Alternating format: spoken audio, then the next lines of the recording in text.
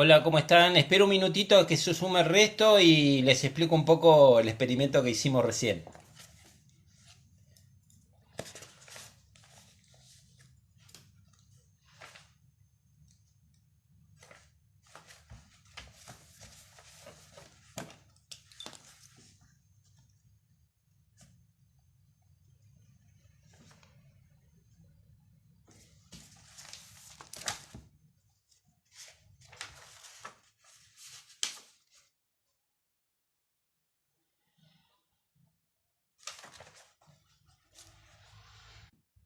Bueno, ¿cómo están? Les cuento, hay problemas de conectividad, se está cortando mucho, así que quizás se suspenda la transmisión en algún momento. Hoy a las 4 tuve que suspender la clase porque cada 3 minutos se cortaba y yo me desconcentraba, así que no se podía seguir. Me dice alguien, hola profe, yo no me pude conectar a la sala. Juli, bueno, nos está viendo. Mariana nos saluda.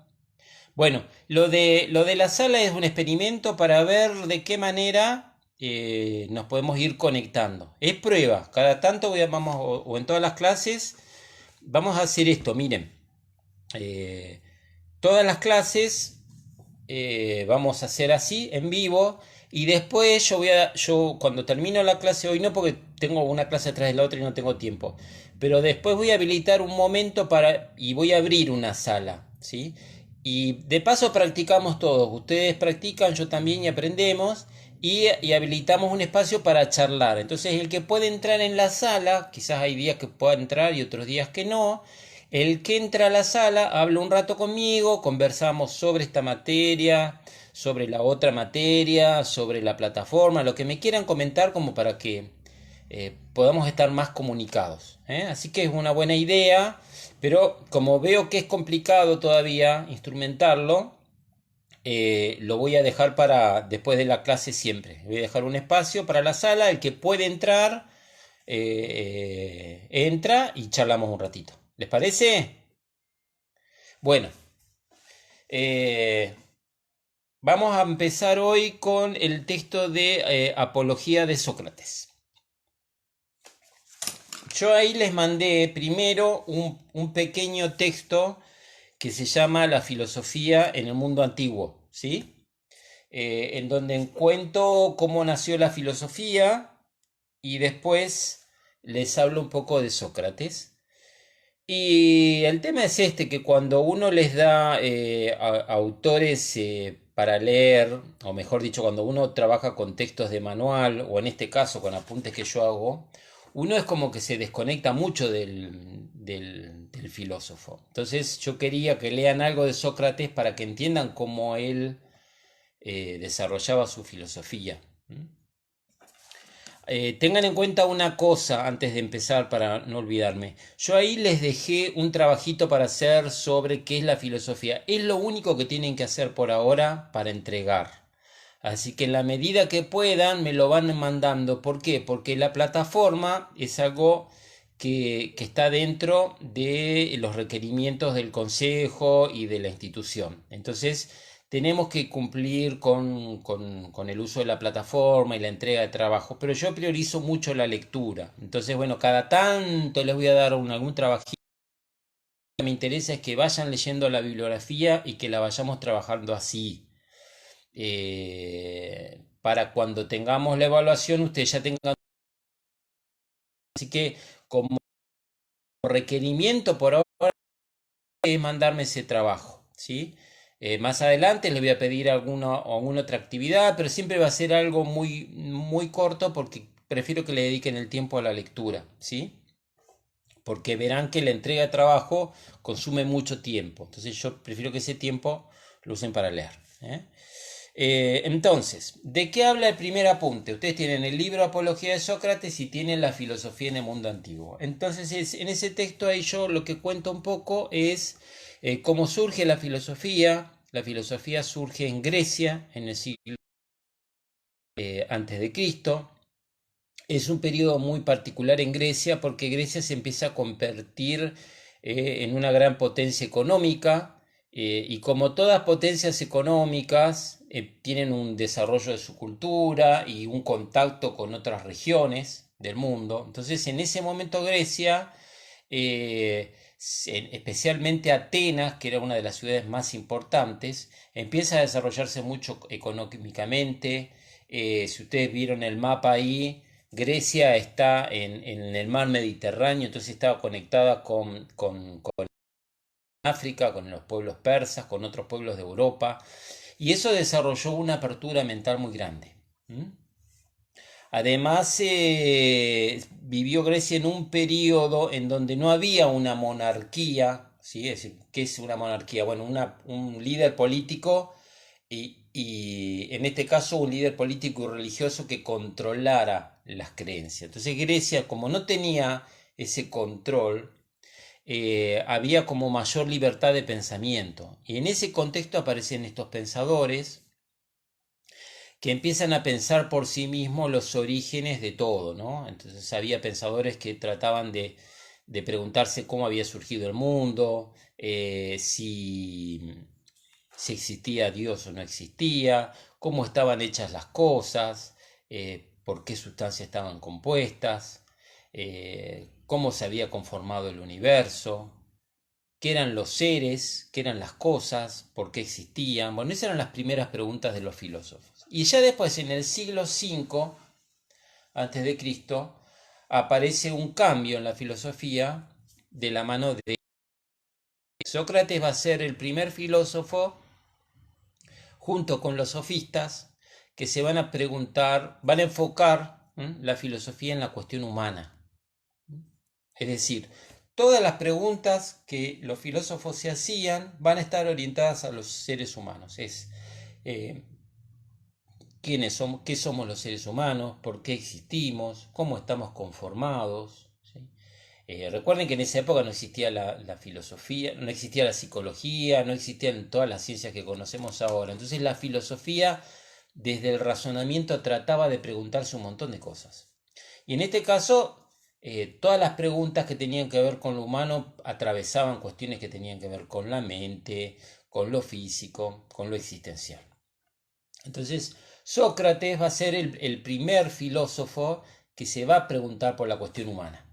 Y ahí, en el texto que yo les escribí, hay 4 ideas que tienen que saber de Sócrates y que aparecen continuamente en el libro, que después les voy a explicar el libro de qué trata.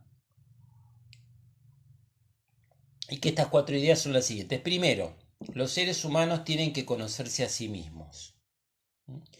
Y pueden utilizar la filosofía como una herramienta para el conocimiento de sí mismo. Acá es interesante la perspectiva que le da Sócrates a la filosofía. Sócrates lo que va a plantear es que los seres humanos no nos conocemos, ¿sí? Tenemos una idea de lo que somos, pero hay muchas cosas de nosotros que no conocemos.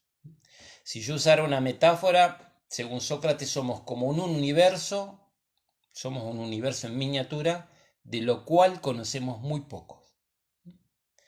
Hay un montón de características que tienen los seres humanos que no llegamos a dimensionar. Preguntas aparecen cuando uno en la vida va teniendo problemas. Cuando pasan cosas uno dice, bueno, pero ¿cómo soy? ¿Por qué me pasa esto? ¿Por qué me sucede tal cosa? ¿Por qué actúo de esta manera? Bueno, eso era lo que trataba de conocer a través de su filosofía, y por eso él siempre, en toda su enseñanza, plantea esta idea. Primer punto. Segundo punto, para Sócrates, una vez que los seres humanos empiezan a conocerse, su universo, sus actitudes, sus cualidades, empieza a tener más dominio de sí mismo. Otra idea importante. Los seres humanos podemos tener un mayor manejo de nosotros, un mayor dominio de nosotros, de nuestras pasiones, decían ellos. Cuando hablaban los griegos de las pasiones, hacían referencia a las emociones, ¿no? Entonces podemos tener un mayor manejo de esas emociones a partir de ese conocimiento de sí mismo. Entonces, 2 puntos. Conocimiento de sí mismo, dominio de sí mismo. ¿De qué manera, anoto algo acá que me falta agregar al apunte, de qué manera logramos el conocimiento de sí mismo? Bueno, Sócrates utilizaba 2 métodos. Uno, la dialéctica. La dialéctica viene de la palabra, la palabra la palabra dialéctica en griego deriva en lo que hoy habla de diálogo. Pero más que un diálogo ameno entre dos personas, era una especie como de competencia verbal, ¿sí? Entre una persona y la otra. Para ver quién ganaba en ese diálogo. Entonces la dialéctica era una técnica que usaba Sócrates, en la cual en el diálogo con su alumno y en el discurso o en el argumento que iba usando su alumno, él encuentra puntos débiles y desde esos puntos débiles empieza a atacar. Lo habrán visto, por ejemplo, y por eso es importante recurrir a la obra original, en el capítulo 3, el diálogo con Melito o Meleto, capítulo 3, que dice la acusación, el diálogo con Melito, ¿no? Y ahí fíjense en cómo él usa la dialéctica, porque le va preguntando a Melito, ¿no? Le dice, Melito, a ver, Melito, decime, si yo le hago mal a los jóvenes, porque habrán visto que lo que dice Sócrates es que él se defiende de alguna de las acusaciones que le habían hecho, como la de que pervertía a los jóvenes, que es una acusación que le hace Melito, ¿no? O Meleto, de acuerdo a la traducción. Entonces Sócrates le pregunta en esa dialéctica, en ese juego de diálogo, le dice, a ver Melito, decime, ¿por qué decís que yo pervierto a los jóvenes? Bueno, y ahí Melito le explica, ¿no? Y él dice, bueno, y para vos, si yo hago mal a los jóvenes, ¿quién les hace bien? Entonces Melito dice las leyes. Y Sócrates le vuelve a preguntar, pero las leyes ¿cómo le van a hacer bien si son cosas escritas? Entonces vuelve a responder Melito y dice, los jueces. Vuelve a preguntar Sócrates, pero ¿todos los jueces? Y Melito dice, sí, todos los jueces, ¿no? Entonces fíjense en la dialéctica, ¿no? Cómo le va sacando la respuesta y le va encontrando el punto débil. Sócrates, que le termina diciendo, pero entonces para vos, todas las personas les hacen bien a los jóvenes y uno solo las pervierte. Pero no es al revés, y da el ejemplo de los caballos, ¿no? Dice, si yo tengo un grupo de caballos, ¿todos los habitantes del pueblo saben domar a los caballos o solamente uno, ¿no? Entonces ahí le demuestra que estaba equivocado, que no sabía nada y que no le interesaban la vida de los jóvenes. Eso es la dialéctica. Y también ahí se aplica la mayéutica. Mayéutica en griego significa parto. Sigo traducido al castellano, significa parto. La mamá de Sócrates era partera y él dice que su técnica la aprendió de su madre, porque la mayéutica significa parto, ¿no? Entonces, él lo que decía era que ayudaba a sus alumnos a sacar de adentro la verdad, como si fuera un niño. Entonces, en ese diálogo y en ese debate, él iba sacándole una verdad. Eh, de ahí que él después, bueno, no me quiero adelantar, pero él después ahí va mostrando cómo usa esa mayéutica hablando con los sofistas, con los artesanos, con los poetas, ¿no? Bueno, entonces, repitiendo o rebobinando un poquito las características del pensamiento de Sócrates. Conocimiento de sí mismo, dominio de sí mismo, para llegar al conocimiento de sí mismo, la filosofía, el método que usa Sócrates en la filosofía para que el alumno se conozca es el de la dialéctica y la mayéutica, ¿sí?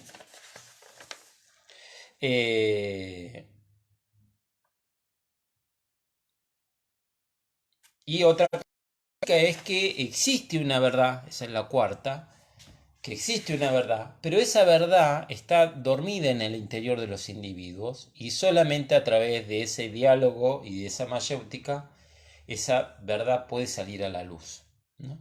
Y es justamente, y por eso les di el libro este para que vean, el ejercicio que hace Sócrates en el diálogo, cómo él dice que va demostrando cómo sacar la verdad en ese diálogo a sus alumnos. Después vamos a ver en otros libros esa particularidad. Bueno, hasta ahí el texto que yo les di. Y ahora vamos, sí, al libro Apología de Sócrates. Habrán visto que yo en la plataforma subí un texto que no está muy claro y después una alumna me pasó una versión muy linda en donde están separados los capítulos, ¿sí? Dice Ailén, se me cortó el vivo. Sí, chicas, a ver, no se preocupen si se corta, después lo ven. Ahora, por suerte, no se me cortó. Así que por eso sigo rapidito. Total, esto queda grabado y después lo pueden ver tranquilas. No se preocupen. Y también está en YouTube. Lo voy a subir al canal mío de YouTube por si lo quieren ver desde ahí. La plataforma. Bueno, entonces, vamos entonces a este texto que se llama Apología de Sócrates. Esto es lo lindo de dar clase en casa, porque yo cuando doy clase en la escuela me olvido siempre de los libros, de todo. Y acá lo bueno es que tengo todo a mano, lo puedo mostrar, ¿no? Ahí está, se había cortado, ¿ven? Ya estaba cantando Victoria y al final se me cortó a mí también. Bueno, les decía que el libro Apología de Sócrates es un libro escrito por Platón. Platón logra escribir las enseñanzas de su maestro en sus propios libros.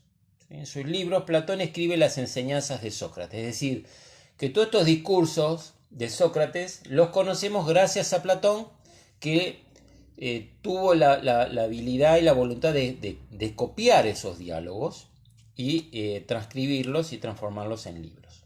Entonces, en este libro está todo el juicio que se le hace a Sócrates. Como para que un dato sobre la vida de Sócrates. Sócrates era un filósofo muy importante en Atenas, en Grecia. Él decía que tenía un daimon. La palabra daimon significa demonio. Para nuestra cultura judío-cristiana la palabra demonio es el diablo. Pero para los griegos, un ser espiritual, como si una especie de ángel, como si fuera un ángel, que se comunicaba con algunos seres humanos, con algunos. Y Sócrates decía que desde muy chiquito tenía un daimon, un ser espiritual, que se le acercaba y le hablaba. Y lo único que él hacía era contar lo que el daimon le decía, ¿no? Por eso después se lo va a acusar de influencias demoníacas, en el libro lo habrán visto, y él dice, no, yo me conecto con un demonio, pero el demonio este es bueno, ¿no? Y recurre a la etimología de la palabra daimon para decir que era un ser espiritual, un ser divino, una divinidad, que le hablaba y él transmitía las enseñanzas. Bueno, entonces Sócrates era este personaje muy particular, considerado un sabio, eh, tenía esta característica que yo les conté, de que escuchaba a alguien que le hablaba. Va a dejar una profunda marca en la filosofía, podríamos llamarle uno de los padres fundadores de la filosofía. Y bueno, es condenado a muerte. ¿Por qué? Bueno, justamente porque el momento en que vive Sócrates, yo les dije que 100 años atrás, en el siglo VI antes de Cristo, teníamos el nacimiento de la filosofía porque era un periodo en donde se fomentaba el libre pensamiento. Pero ya Sócrates está viviendo en un periodo en donde esas libertades se empezaban a cortar, a acotar, y las actitudes y el pensamiento de Sócrates era considerado peligroso para las clases dirigentes. ¿Por qué? Y porque les quemaba la cabeza a los chicos después, imagínense con esa actitud que en el diálogo él lo plantea, él dice, bueno, yo voy haciendo preguntas y le demuestro a las personas con las que hablo que no saben nada. Entonces sus alumnos después lo imitaban y hacían lo mismo. Entonces Sócrates es acusado de pervertir a los jóvenes, pero fundamentalmente por esto, ¿no? Porque empezaban todos sus alumnos y él empezaban a cuestionar el sistema. Entonces eso era considerado peligroso y por eso lo acusan y lo condenan a muerte. Eh, en este libro, podríamos decir, ¿cómo yo tengo que estudiarlo este libro? Bueno, primero lo que les recomiendo es leerlo. Si no entienden algo, después lo vamos explicando. No se detengan mucho. Me fijo en la hora porque a las 7 tengo otra clase, así que tengo que ir rapidito. No se detengan mucho a entender todo el libro. Lo que ustedes tienen que ir entendiendo es la primera etapa, ¿no? Lo tienen que leer. Sigan avanzando ahora en los capítulos que quedan. Tienen que saber el argumento general de la obra. ¿Sí? Y una vez que toman nota de los distintos momentos, y bueno, van completando en cada uno de esos momentos las características de la obra. La obra tiene varios momentos. El primer momento, él se presenta y se defiende de las acusaciones. ¿Sí? En otro momento es el que dialoga con Melito y le demuestra que está equivocado, ¿no? Y en el siguiente momento él hace toda una crítica a la sociedad de la época y después viene el final. Eso es más o menos a grandes rasgos. Después lo vamos a ir puliendo.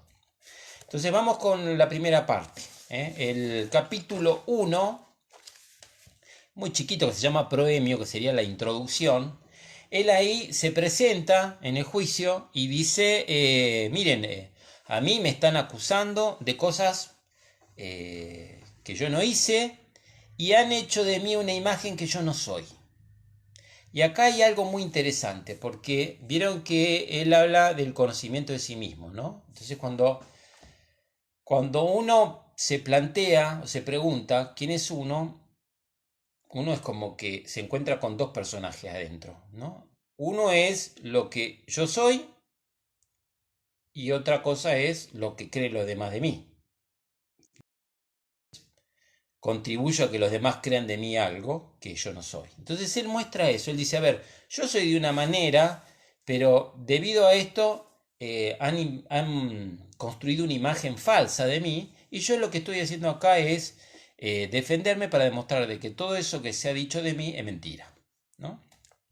Y le dice a los jueces, y ustedes tengan cuidado porque la gente que me acusó a mí es gente que ha mentido y es gente que a ustedes los ha educado. Entonces yo les diría, cuídense ustedes de esa gente que me acusó a mí y que los educó a ustedes. Eso es solo lo que dice el capítulo 1. Ya con que sepan eso, está bien. Bueno, vamos al capítulo 2. Las antiguas acusaciones. Él acá se defiende de las acusaciones más importantes que le hacen. La primera acusación es que lo acusan de enriquecerse, ¿no? ¿Cómo se defiende él? Bueno, él dice, a ver, primero, yo no cobro. En ese momento él estaba como en conflicto con los sofistas. Los sofistas fueron los primeros docentes en Grecia. Esos docentes en Grecia antigua educaban perdón, antes corto, que dice Jimena, profe, ¿tiene fecha de entrega el trabajo? No, no tiene fecha de entrega el trabajo, pero vayan haciéndolo cuando tengan, yo sé que están con 500 cosas, cuando tengan un ratito libre lo hacen y me lo mandan, ¿eh? Si yo veo que tardan en mandarlo, les voy a poner una fecha, ¿sí? Pero no les quiero poner fecha límite para que no se sientan presionadas con eso, porque quizás tengan muchas cosas. Bueno, vuelvo otra vez, perdón, pero vi esto y lo quise comentar porque después me iba a olvidar. Entonces, la acusación de que él se enriquecía. Él dice, en realidad yo no cobro, así que ¿cómo me voy a enriquecer si yo no cobro? ¿Sí? Segundo, dice, él da el ejemplo de los caballos, ¿no? Entonces él da un ejemplo de una persona con la que él habló, que se llamaba Calias. Entonces él dice, bueno, Calias, que es un ateniense, tiene dos hijos. Y yo un día, dice Sócrates, le dije, Calias, si tuvieras que educar esos dos hijos que tenés, como si vos en lugar de dos hijos tuvieras dos caballos, si los tuvieras que domar y tuvieras mucho dinero, ¿a quién llamaría? Y Calias dice, bueno, al más caro y al mejor. Y le vuelve a preguntar a Calias, entonces para educarlo, ¿qué harías? Y llamaría al más caro y al mejor. Y entonces Sócrates, retomando esa historia, ese diálogo con Calias, él dice, bueno, yo primero no cobro. Y como no cobro, no soy el mejor, ¿no? Ahí, bueno, fíjense la dialéctica, ¿no? Que él usa, el jueguito que usa como para mostrar. Y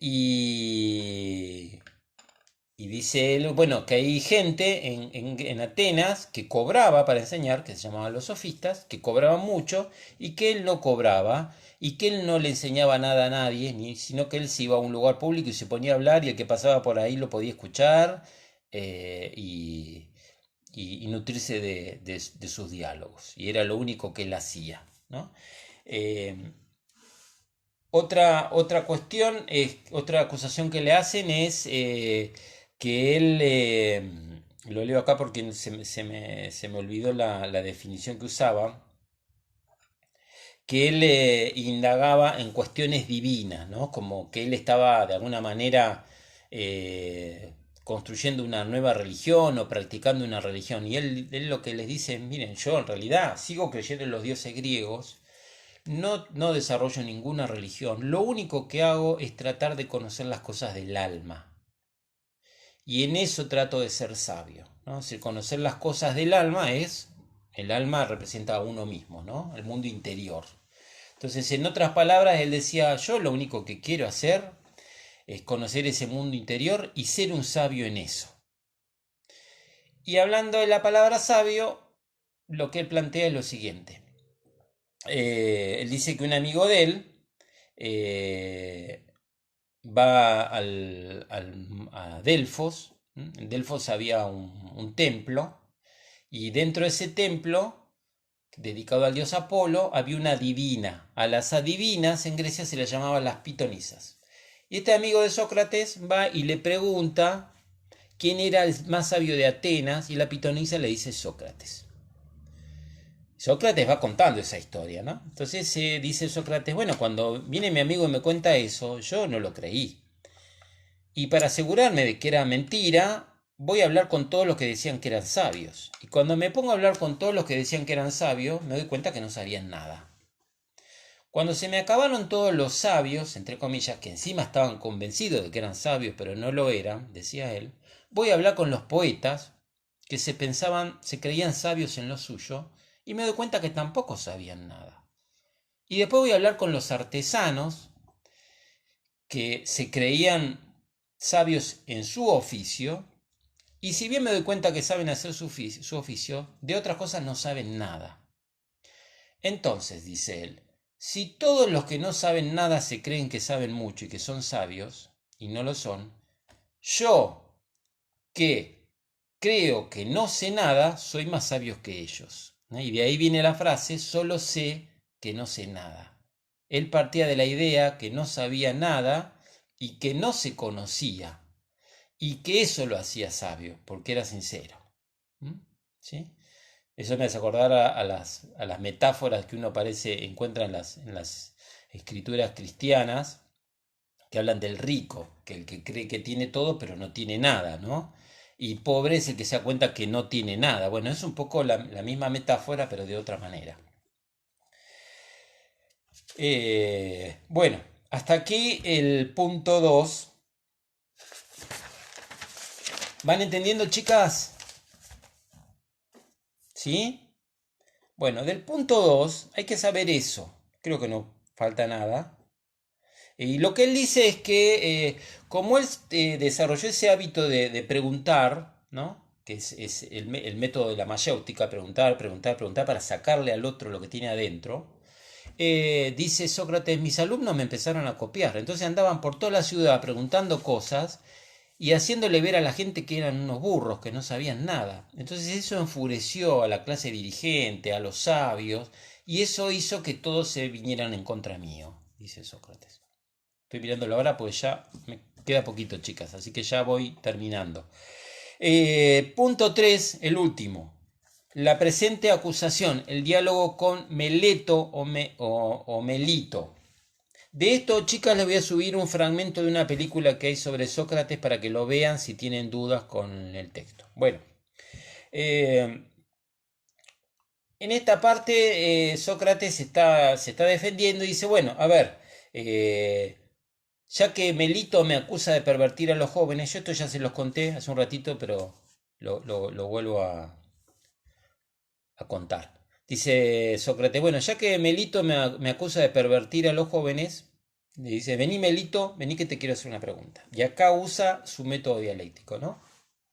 Y le pregunta a Melito, a ver Melito, decime, eh, si yo pervierto a los jóvenes, ¿quién hace cosas buenas? ¿Quién les deja algo positivo a los jóvenes? ¿Quién le enseña cosas a los jóvenes para que mejoren como personas? Melito dice las leyes.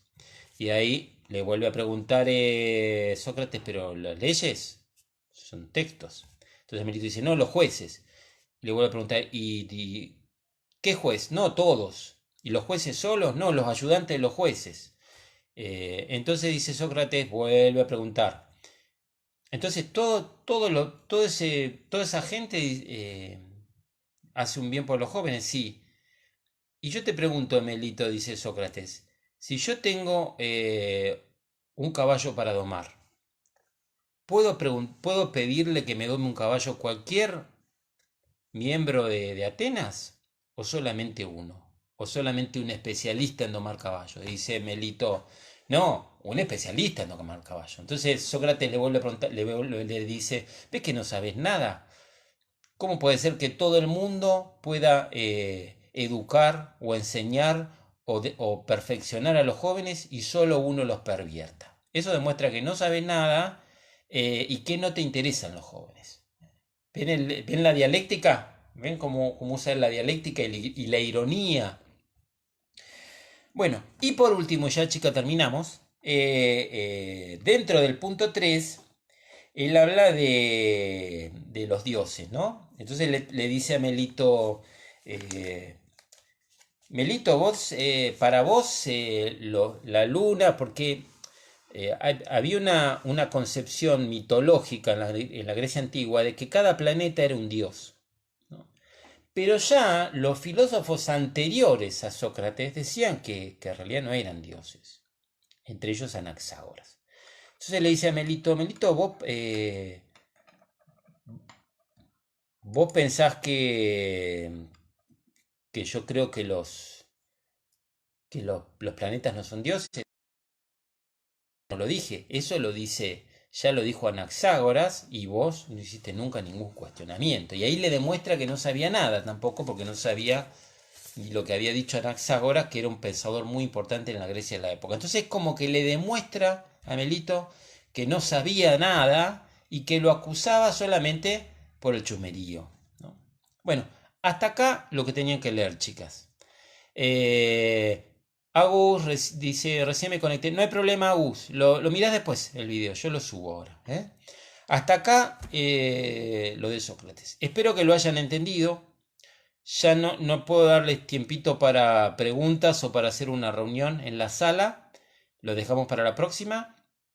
Sigan con la lectura del texto de Sócrates. Vayan avanzando y ya vayan tratando de terminar. Un cierre. Y en la semana que viene les aviso de una fecha para la clase de didáctica de las ciencias sociales, que esa materia también la tienen conmigo.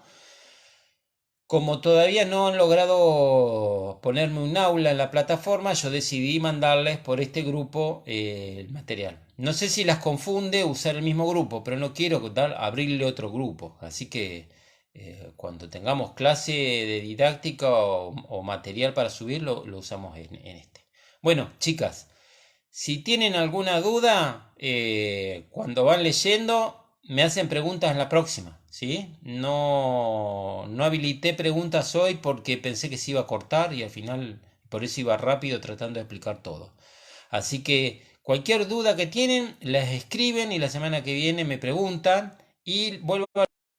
No estén 500 horas con el libro para tratar de entenderlo. Lo van leyendo, van haciendo anotaciones y vayan, siempre que lean, tienen que ir anotando cosas. Y recuerden, los apuntes son abiertos. En el sentido de que cuando yo voy leyendo, yo me tengo que acostumbrar a tener siempre un cuaderno, ¿no? Entonces cuando yo leo, pongo el título del capítulo y voy haciendo una anotación. Y no necesito hacer el resumen y poner todo. Con que yo anote algunas cosas, ya tengo una idea del texto. Y después cuando lo vuelvo a leer, le vuelvo a agregar cosas. Eso es lo que tienen que ir haciendo. Bueno, chicas, espero que estén bien. Espero que hayan entendido. La semana que viene nos vemos y la semana que viene habilitamos un espacio para el diálogo. Así se desahogan un poco, porque me imagino que deben estar ahí con ganas de hablar y no saber.